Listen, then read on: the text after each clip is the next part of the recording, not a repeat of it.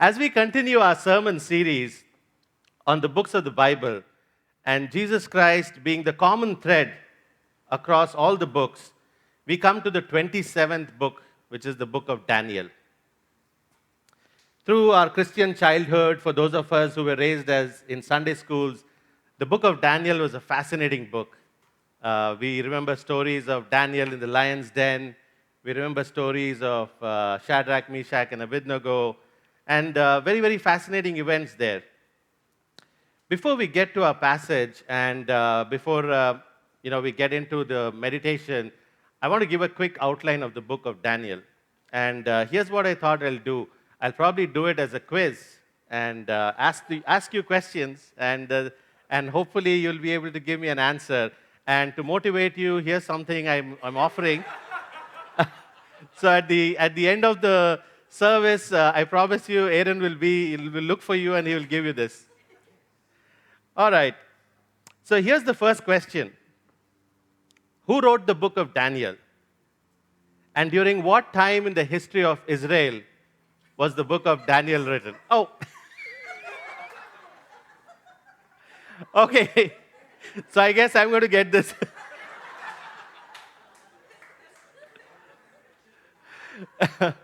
The book of Daniel, yes, of course, was written by Daniel himself. And it was written during those 70 years of captivity.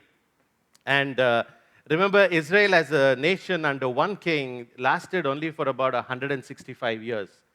And after that, it got divided into the northern kingdom and the southern kingdom. And the northern kingdom got destroyed by the Assyrians in about 722 BC. And then in about 136 years, the southern kingdom also, which was called the kingdom of Judah, fell.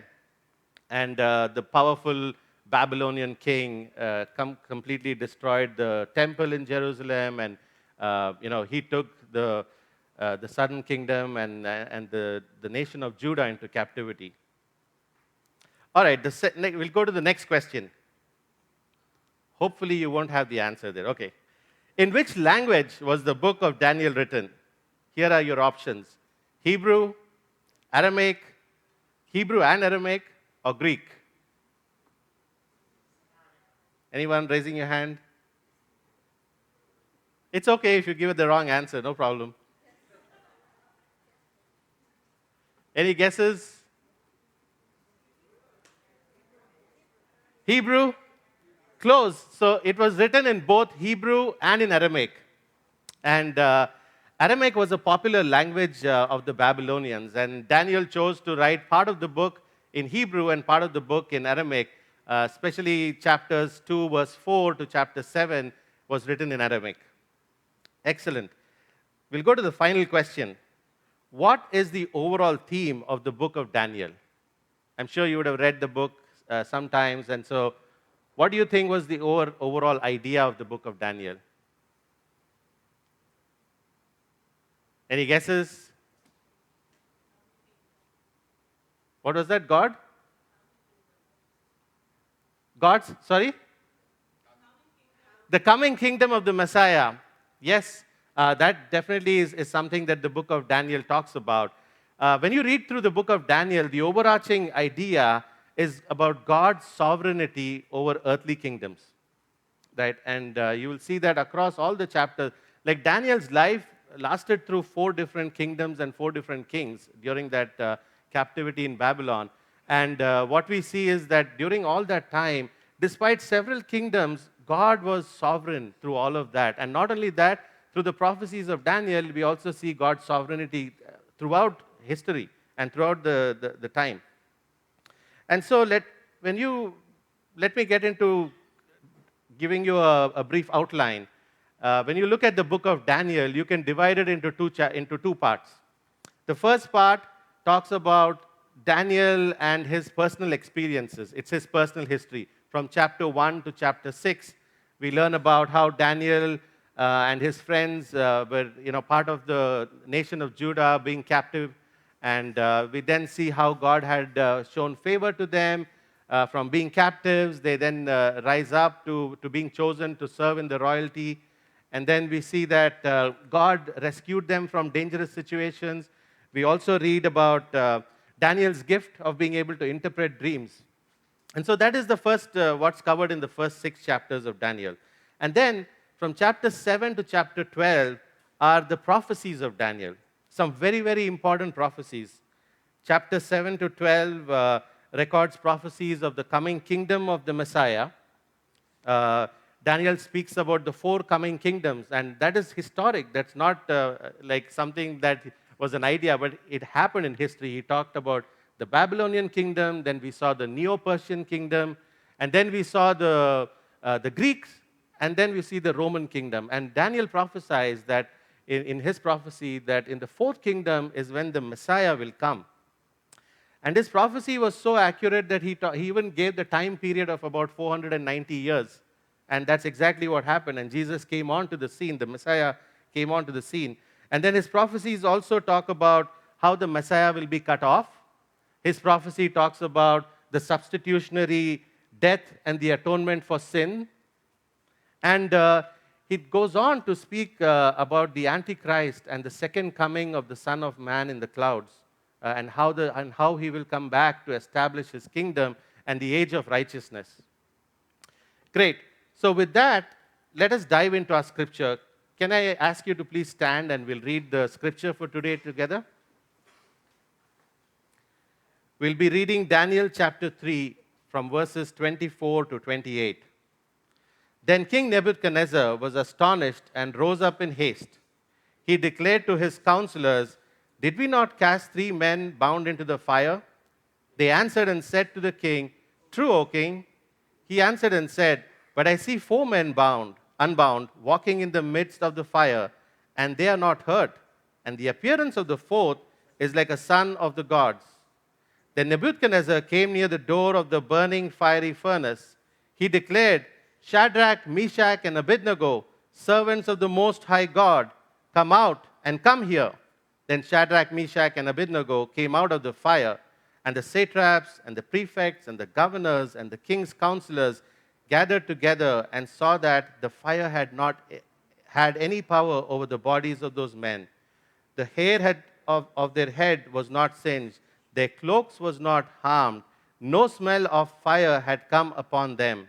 Nebuchadnezzar answered and said, "Blessed be the God of Shadrach, Meshach, and Abednego, who has sent his angel and delivered his servants, who trusted in him and set aside the king's command and yielded up their bodies rather than serve and worship any god except their own God."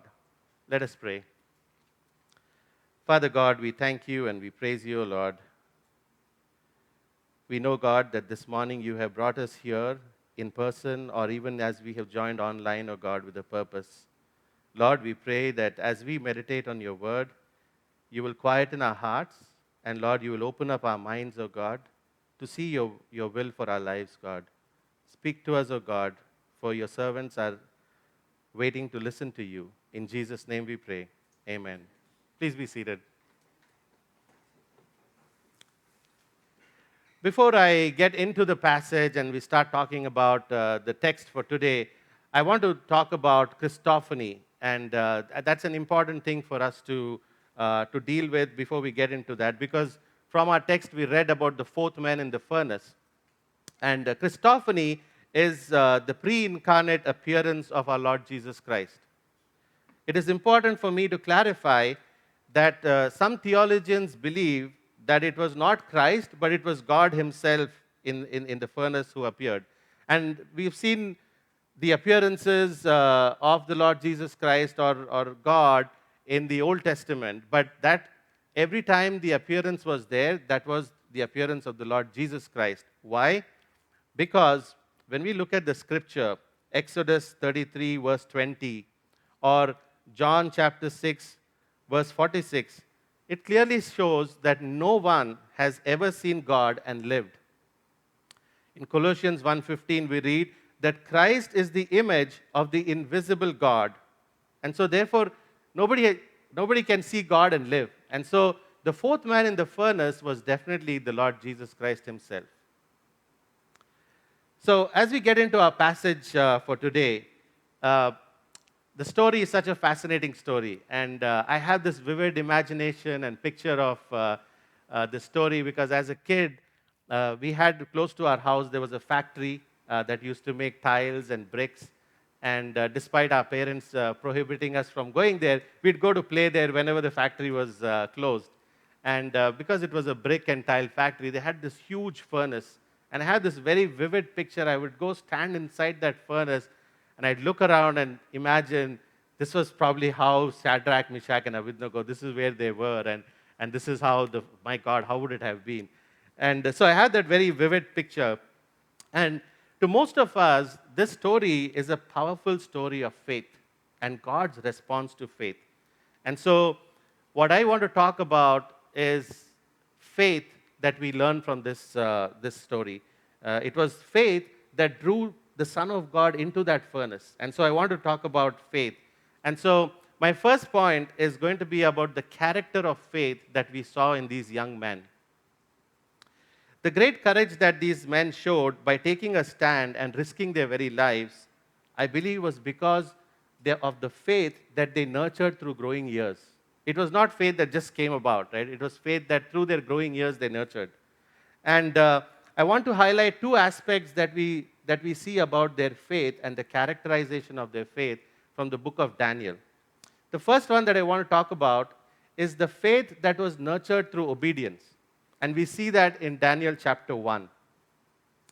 When we go to Daniel chapter 1, that's where the first mention of these three men, Shadrach, Meshach, and Abednego, is there. And I'm not going to read the whole text from there, but I'll give you a summary of what happens in chapter 1. In chapter 1, we know that Daniel and these three men were taken captives. They belonged to, in the kingdom of Judah, they were part of the royal family and the nobility.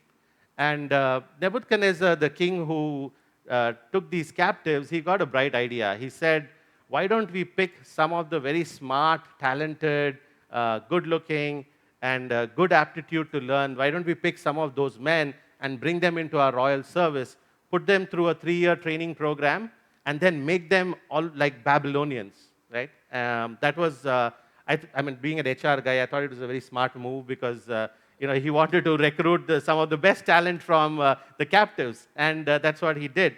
But in recruiting and in bringing those Daniel and the three friends into that training program, they had to undergo a complete makeover. They had to become like Babylonians. And to the extent that even their names were changed. Daniel became Belteshazzar, Hananiah became Shadrach, Azariah became Abednego, and Mishael became Meshach.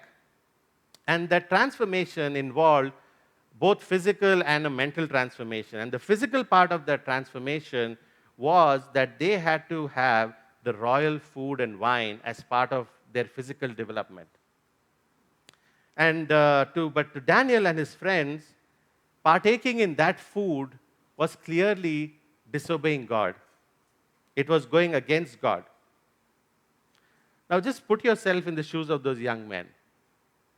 If you think about it, being carried away as captives, you are now in captivity, and here's a great opportunity that has come up. And from being a captive, you're now going to be elevated into royal service. How should you react to that? Right? Would you say, wow, this is an awesome opportunity, I'm no more going to be a captive, and just embrace the whole program? Or would you say, wait a minute, I don't like some parts of what you're going to do with me? But that's exactly what they did. And so Daniel and his friends, they said that we cannot have the royal food and the wine. Why? Because it was food that was offered to the Babylonian gods. And that clearly was against God's commandment. And it is clear as you read the book of Deuteronomy in chapter 28:1, we see God say, if you fully obey the Lord your God and carefully follow all his commands I give you today, the Lord your God will set you high above all the nations on the earth. And notice the word there, fully. And God's expectation was full obedience. Obedience to God clearly draws God's response of love and blessings. The young Israelites knew that it was more important to be obedient, and prosperity would follow that obedience. Right? A lot of times we feel that, okay, let's make small compromises, in order to be prosperous, in order to be part of the culture. But God looks at your faith gets nurtured through your obedience.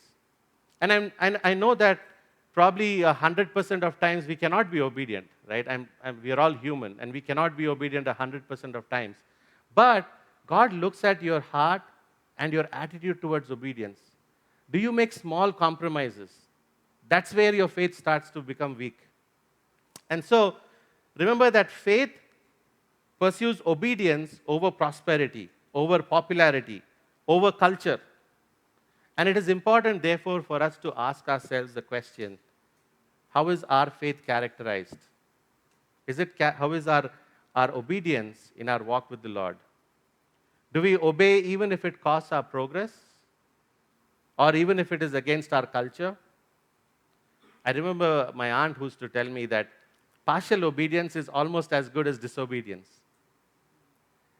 It is hard. I know it is hard to be obedient, but as I said, your obedience characterizes your faith. Let me move to the second aspect of what characterized these young men's faith, and that is that their faith was nurtured through prayer and fellowship. In order for us to see, I'm going to go to Daniel chapter 2. And in Daniel chapter 2, here's what happened. The king Nebuchadnezzar had this very intriguing dream, and he was so desperate to find out what that dream meant, because it was a very, very strange dream. And what he did was he called all his enchanters, his astrologers, his sorcerers, all the wise men, the magicians. And here's what the king said in Daniel chapter 2, verse 5. The king replied to the astrologers, "This is what I have firmly decided. If you do not tell me what my dream was and interpret it, I will have to cut you into pieces and your houses turned into piles of rubble." Now, Daniel and his friends were part of the wise men, and so they were included in this order as well. Going further in that chapter, we read in verse 16, "At this, Daniel went to the king and asked for time so that he might interpret the dream for him. Then Daniel returned to his house and explained the matter to his friends Hananiah, Mishael, and Azariah. He urged them to plead for the mercy from God of heaven concerning this mystery, so that he and his friends might not be executed with the rest of the wise men of Babylon. And during the night, the mystery was revealed to Daniel in a vision." We should take note of two things here: their life of prayer and their life of fellowship. I want to take a little detour here into the life of Daniel. And when you read through the chapters and read through the life of Daniel, you see that he was a man of prayer. In Daniel chapter 6, we read that Daniel prayed 3 times a day, right? And that's what caused him the problem of going to the lion's den. In Daniel chapter 9, we see that Daniel prayed a prayer of confession, and he prayed for petition and for mercy for the nation of Israel. And we read that in verse 23 of that chapter, the angel Gabriel comes to Daniel and says, "As soon as you began to pray, a word went out, which I have come to tell you, for you are highly esteemed." Notice, as soon as you began to pray. Daniel's prayer was so impactful that when he began to pray, there was action in heaven. God began to act. And we also see that the angel Gabriel tells him, "You are highly esteemed." And that perhaps would have been because of how Daniel was known to be a man of prayer. In chapter 2, Daniel was a young man, and in chapter 6, he's an old man. And so, what we see consistently in Daniel's life was that his life was a life of prayer. And think about this. He was a man who was placed in a high position, right? He had everything going well. Of course, he had some challenges along the way, but he was in a high position.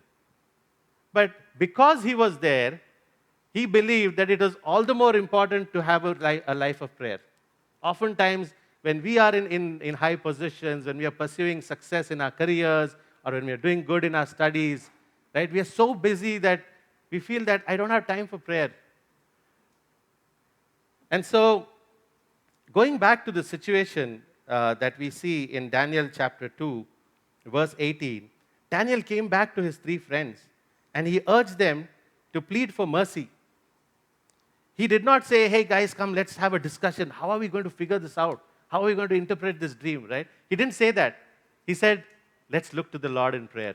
Let's ask God for mercy.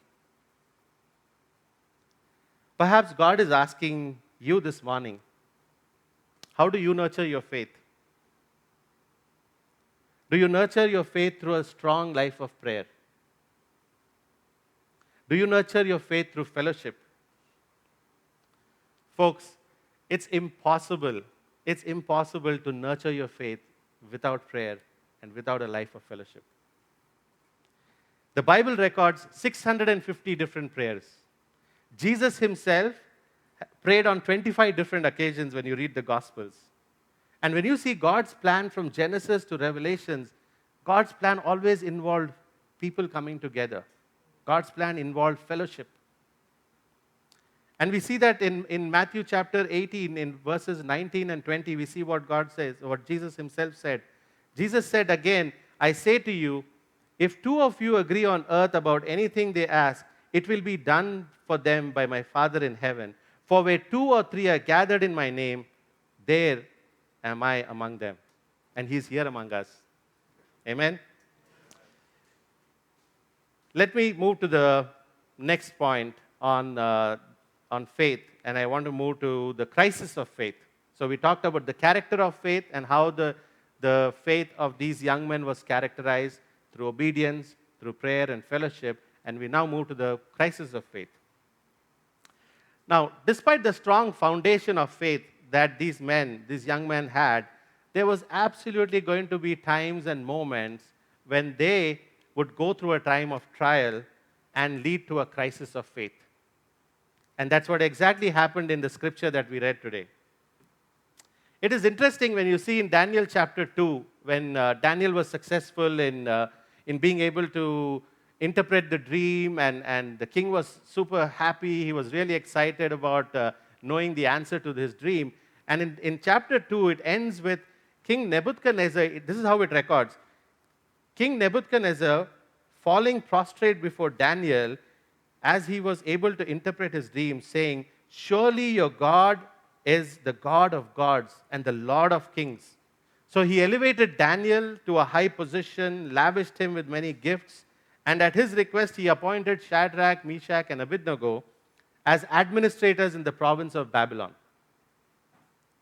In the very next chapter, in chapter 3, which is what we read, he, like most human beings, he forgot the experience that he had with Daniel and Daniel's God. Obviously now, between chapter 2 and chapter 3, there would have been several years would have passed, and he forgot what he had experienced about Daniel and about Daniel's God.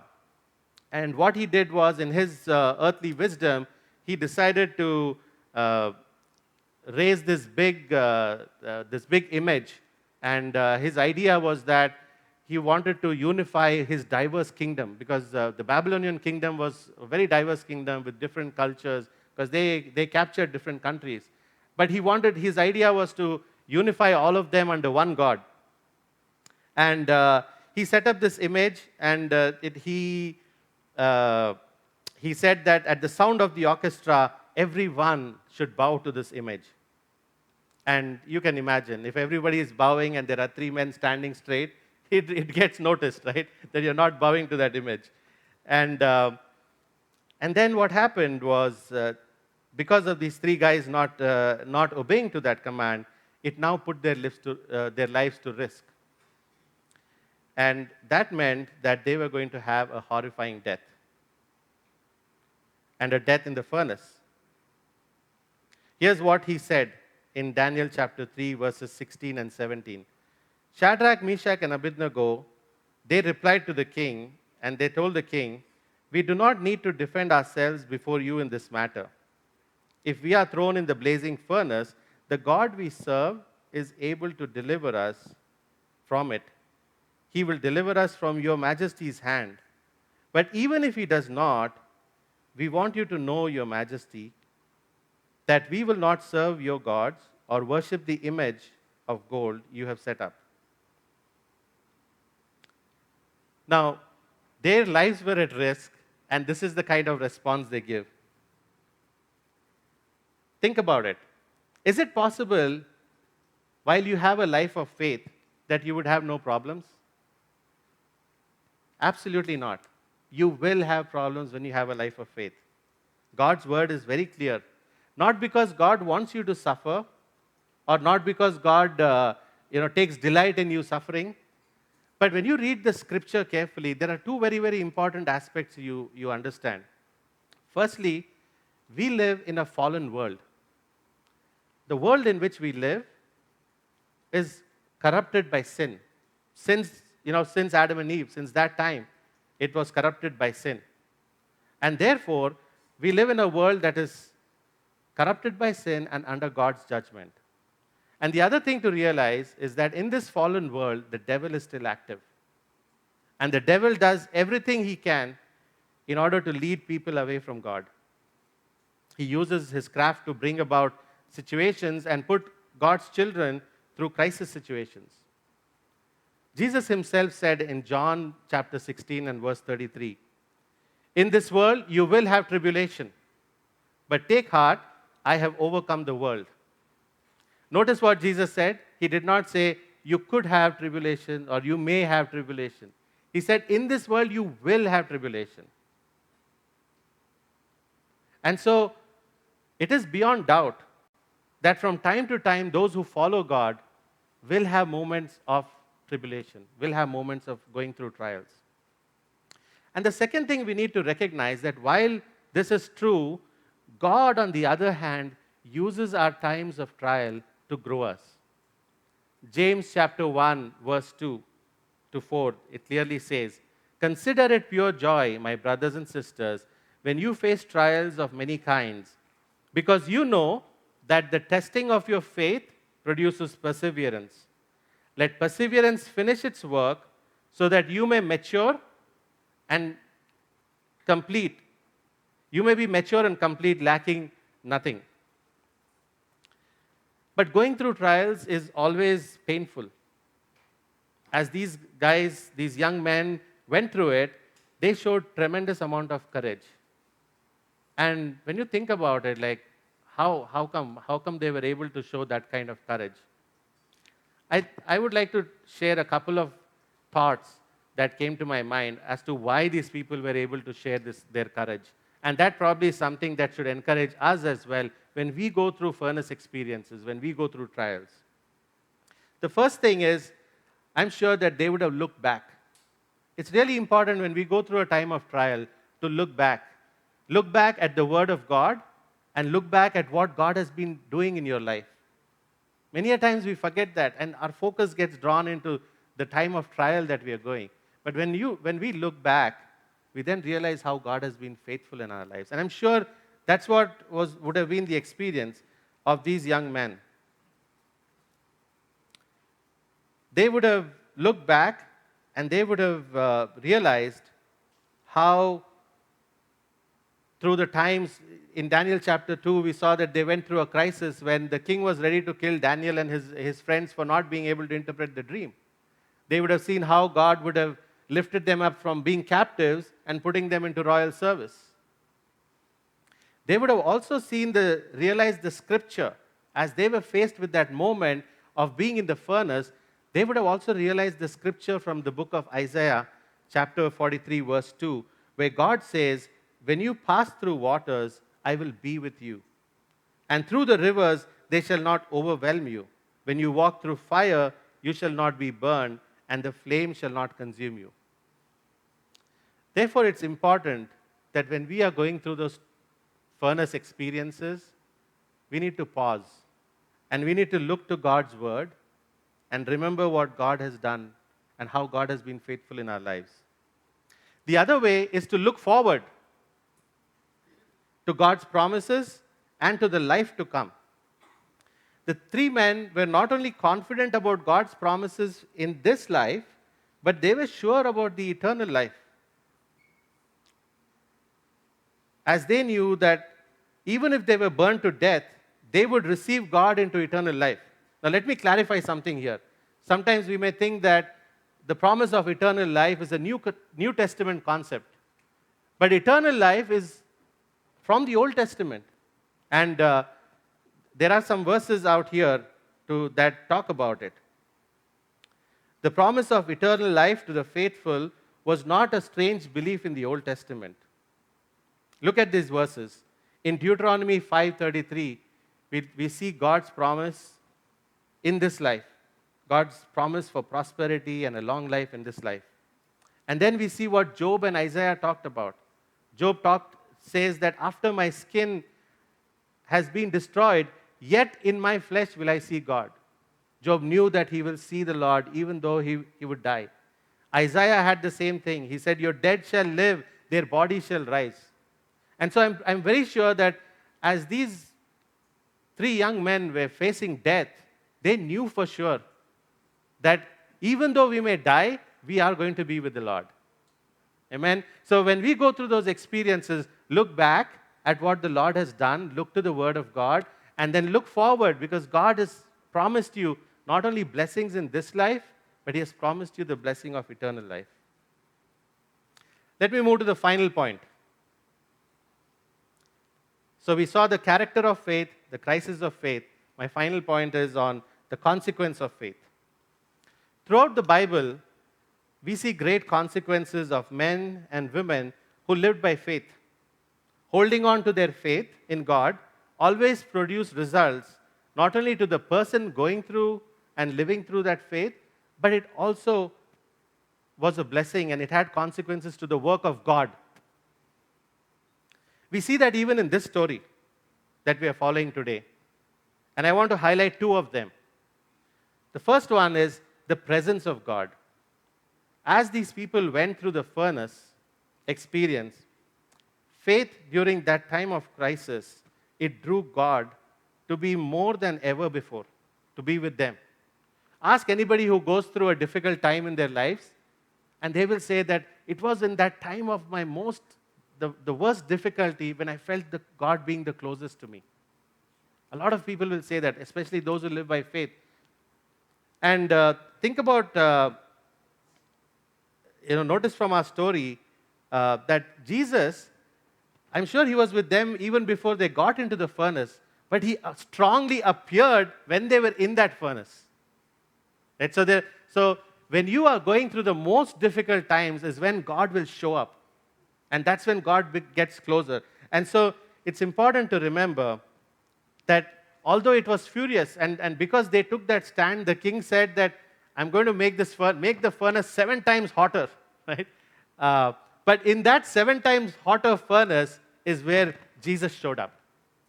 And so, friends, in times when we are pushed to the point that we may feel like there's no hope, we may feel like completely under pressure, remember, God will come through mightily. He remains faithful to His promises. Let me give you a couple of scriptures that will encourage you. Hebrews chapter 13, verse 5. For He has said, I will never leave you nor forsake you. Romans chapter 8, verses 38 and 39. For I am sure that neither death, nor life, nor angels, nor rulers, nor things present, nor things to come, nor powers, nor height, nor depth, nor anything else in all creation will be able to separate us from the love of God in Christ Jesus our Lord. When we love God and when we put our trust in Him, nothing, absolutely nothing can separate us from His love. His presence will be greatly manifested in our furnace. Let me say that again. His presence will be greatly manifested in our furnace. The second thing about the consequence of faith is the witness to God, or witness for God. Going through a time of trial, friends, I know is never easy, especially when we experience several emotions like pain, disappointment, discouragement. You feel, completely down. And it makes it very, very difficult at that time to even think about that moment or that situation becoming a witness for God. It's just impossible sometimes, right? You can't think that, hey, I'm going through this pain and maybe this is an opportunity to be a witness for God. We cannot think about that because of the emotions we go through. But it is true, when you're faithful and when you're anchored to God and you're going through those times of trials, God makes those times a witness for who He is. Notice what happened in Daniel chapter 3, in verses 26 and 28, which we read. Then Nebuchadnezzar came out to the door of the burning furnace. He declared, Shadrach, Meshach, Abednego, servants of the Most High God, come out. He recognized who they are. And then Shadrach, Meshach, Abednego, they came out from the fire. And these guys who had complained, the satraps, the prefects, the governors, the king's council, they all gathered together. And they saw that the fire had no power over their bodies, to the extent that they also realized that there was no smell of smoke on them. Holding on to their faith, trusting God to see them through, showed the world who they serve. And that's exactly what we need to remember. Let me encourage you, when you're going through that furnace experience, it is an opportunity for the world to see the God whom you serve. When we trust God in our trials, the world sees who we trust and what He does. And during that time, maybe we don't realize it. But trust me, folks, when you hold on to God, He will come through and you will bear witness to who He is. The world will notice it. In the NIV version of verse 24, it says, Nebuchadnezzar leapt to his feet. He was like in astonishment. And that's exactly what will happen. Before I conclude my message this morning, I want to share a video with you, a very short video. So let's look at that video, and then I will conclude.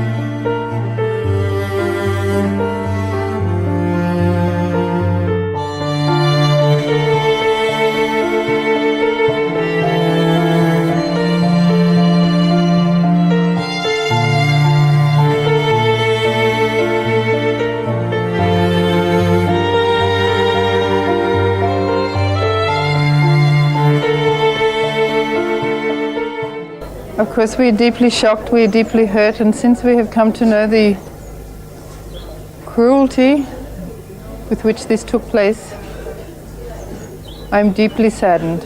And still my prayer and desire is that these people who took my husband's life will be touched by that same love, so that they will never do this to any other person.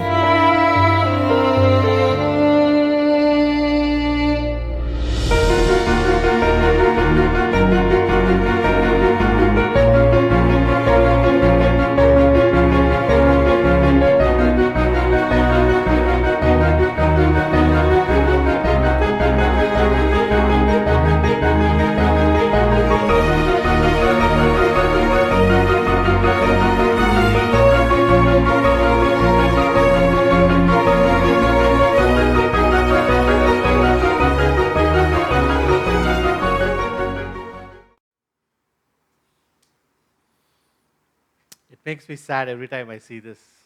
That morning, I still remember as I opened the newspaper and read about what had happened. It deeply impacted. The whole country was saddened by what happened in India. But what blew the minds of many Indians during those days of the trial was Gladys Stains's response. She said, I pray that these people who took my husband's life will be touched by that same love. She also said, I forgive those who did this to my husband and children. And she continued God's work. Friends, like Shadrach, Meshach, and Abednego, there was not a rescue in this story. But I'm sure that Graham Staines and his sons, they met the Lord Jesus Christ in that experience. Their life of faith, their work, Gladys's forgiveness spoke to millions of people in India. It had a lasting impact on a nation. Even to this day, 20 years after, every year they still remember Graham Staines. As I end my message, here is something I want to leave with you, and I want you to listen very carefully. Because of sin, every human is headed to a furnace.